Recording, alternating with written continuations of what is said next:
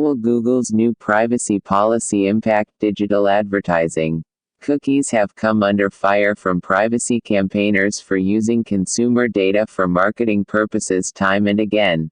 On March 3, Google confirmed that it is aiming to make third-party cookies obsolete by 2022. We speak to digital experts to understand what is the problem with retargeting, some of the challenges that marketers might face in adjusting to the new way of digital advertising, and the overall impact on Indian advertising industry. What do digital marketers and us have in common? We both love cookies. They have been thriving on cookies to track their users, improve their experience, and target ads to the right audience. However, on March 3, Google confirmed that it will phase out third-party cookies by 2022, which could dramatically alter digital marketing. Know all about the latest goings-on from the advertising, media and marketing industry with our. The search giant has also confirmed that it will not build alternate identifiers to track individuals as they browse across the web, nor will we use them in its products. Google's blog post explains why it is charting a course towards a more privacy-first web. It's difficult to conceive of the internet we know today, with information on every topic, in every language, at the fingertips of billions of people, without advertising as its economic foundation. But as our industry has strived to deliver relevant ads to consumers across the web, it has created a proliferation of individual user data across thousands of companies, typically gathered through third-party cookies. This has led to an erosion of trust. In fact, 72% of people feel that almost all of what they do online is being tracked by advertisers, technology firms or other companies, and 81% say that the potential risks they face because of data collection outweigh the benefits, according to a study by Pew Research Center.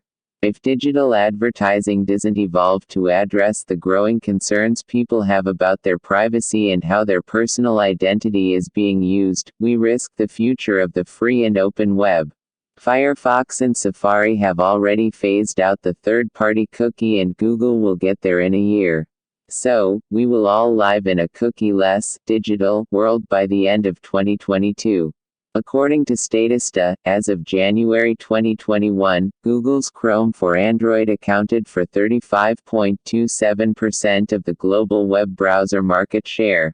In 2019, Google had a hold of more than 56% of the web browser market.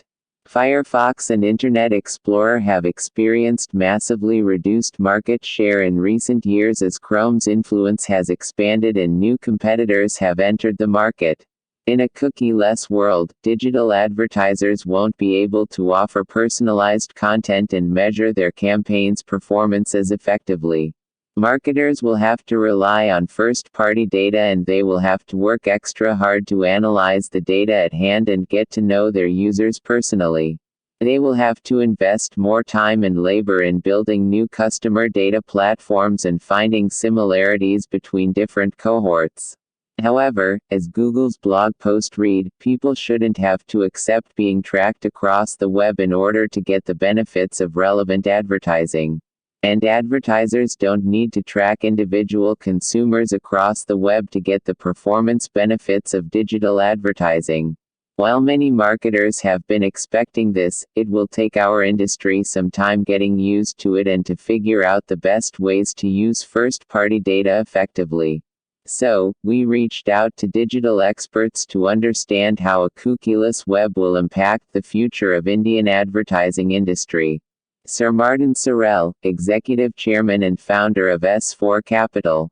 CMOs should take note that this reiterates, once again, the importance of first-party data and how consumer trust and privacy are moving to the forefront of marketing.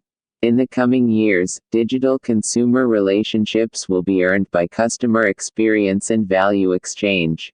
With Google Chrome removing support for third-party cookies by 2022, the time for marketers to start investing in the future is now. S4 Capital is guided by our belief that first-party data is the holy grail, and already has its sights on the critical next phase for marketers, where digital identity is in the hands of the brands themselves. In 2020, we merged with leading cookieless measurement company Brightblue and readied brands like Mondelez to leverage first-party consumer data to plan, personalize, and optimize their digital media and content. As one of our most respected clients said, Google's decision reinforces again the importance of first-party data and that we are entering into a world of at least 25 big walled gardens. It's a natural evolution of the privacy debate. Gautam Mehra, Chief Data and Product Officer Dentsu Asia Pacific, APAC, and CEO, Dentsu Programmatic, South Asia. This was an expected announcement. Google had earlier indicated its intention to move away from individual tracking to flocks, a kind of cohort-based tracking that would be privacy-safe and yet allow for advertisers to track the effectiveness of their campaigns and also be able to retain attributes that matter to advertisers such as the interests, profile of their consumers, albeit at a crowd level.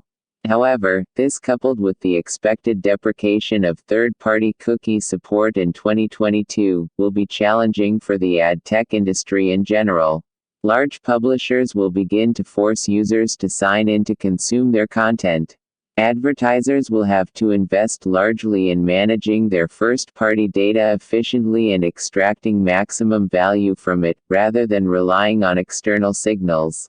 All in all, it is early times and we expect to see a lot more announcements in this space by various other platforms such as Facebook, Apple, Amazon, Trade Desk, Adobe and MediaMath. Harshal Karia, founder, Shbang. I believe this is a part of an expected move as one sees the depreciation of the cookie coming in place. It only increases the emphasis of first-party data and therefore I see more data management conducted by companies and more measures to store data of consumers who visit platforms. I think it will see a rise of dams and a rise of more first-party farming by companies so that they can still continue to implement precision-based targeting to the right audiences. Varun Dagirala, founder, The Glitch. The move by Google is something that many of us have been anticipating for a while. The conversation around data privacy and usage globally is at a point where many consumers want clarity on how and how much of their data is being used. This move will only bring transparency from a consumer POV for the future, and from a marketing standpoint, it'll move us towards a more transparent data culture in how we market and target consumers, and also further deepen our focus on content marketing. So from a macro point of view, it's going to lead to a lot more growth for all. Rohan Mehta, CEO, Connect. As global concerns over user privacy and data collection by ad tech companies grow, it is imperative that the industry moves towards more efficient methods of anonymized and aggregated ad targeting. While alternative ID-based identifying methods were being worked out by other players in the industry, it is quite possible that these may not have stood the regulatory scrutiny or met consumer expectations for privacy. So, Google's move seems to be a step in the right direction. However, it is important that Google works in consensus with all stakeholders in the digital ecosystem, so as to ensure a level playing field for all the players involved. As for Flock or any other replacement systems, rigorous testing and optimization must be carried out to ensure that the efficacy of future digital marketing remains par for a median advertiser. Ahmed Aftab Naqvi, CEO and co-founder, GoZoop. Much needed and much welcomed. As marketers, our goal is not just sell, but sell responsibly, and a cookie-less world is certainly more responsible. The only cookie we should enjoy is a chocolate chip one. Even though Google's Flock technology promises near about 95% of conversions per dollar spent that we tend to get with cookie-based advertising, but these are just assumptions and will have to be explored and validated further. However, as a marketer, I feel that we are very well equipped to meet opportunities and overcome challenges by other sources of responsible data like zero-party data or second-party data for advertising. Moreover, the consumer demand of better privacy must be addressed in a ECR approach, i.e., education, consent and reassurance of the data given by the user. We have gained momentum on the consent end but a long way towards educating and reassuring users. Kritika Ghosh, Media Director, Foxymoran. Thanks to the adoption of digital, there has been a paradigm shift in consumer behavior. Over the last decade, content consumption, e-commerce and networking technologies have witnessed a dynamic transformation. Before we get into the ramifications of the announcement by Google, one must understand that media efficiency is essentially driven by audience behavior and interests. It can be tracked at an individual user level, using cookies, or a group level, using cluster-based solutions like Flock. By creating these clusters, media targeting will now be based on what group or cohort the consumer falls into. While advertisers might be skeptical, I believe the new approach will keep data at its core, thereby increasing IT's affluence. Advertisers will still get the same interest-based audiences, but instead of cookie-based tracking, one will have to direct the messaging to specific cohorts. The most important difference is that data tracking will now be less intrusive, making it a positive step in direction of protecting consumer privacy. It will start enabling the creation of a more user-safe environment and by extension, a more brand-safe ecosystem. Shraddha Agarwal, Coup and Strategy Head, Grapes Digital. Offline targeting has always been based on affinity and interest. It's with the evolution of digital, we went down to the model of cookie-based targeting. But are we really spending a lot on remarketing today? Most of our ads are either targeted towards affinity-based users or in-market users. We do remarket, but our total spends on remarketing is not beyond 20%.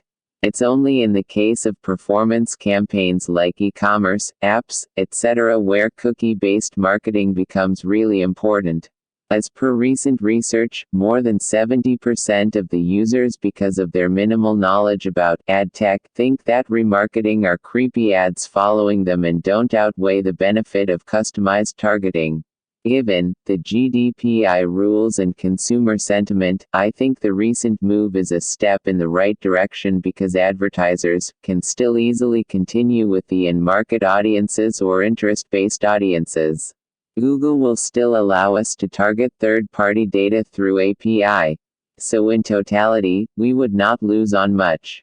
Samir Makani, co-founder and managing director, Makani Creatives. Privacy on the internet is one of the major concerns for users.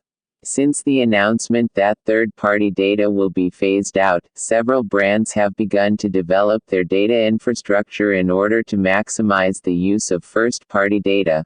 Google's move will help in formalizing the privacy norms and maintain autonomy. Although Google's move to remove third-party cookies and alternative identifiers is intended to protect users' privacy, it will ultimately intensify the problem of ad fraud. The elimination of third-party cookies and other identifiers makes it much easier for ad fraud to masquerade as legitimate human traffic, which will cost companies that rely on ads a lot of money. With less accountability, ad fraud will almost certainly thrive, exacerbating already existing attribution and optimization issues.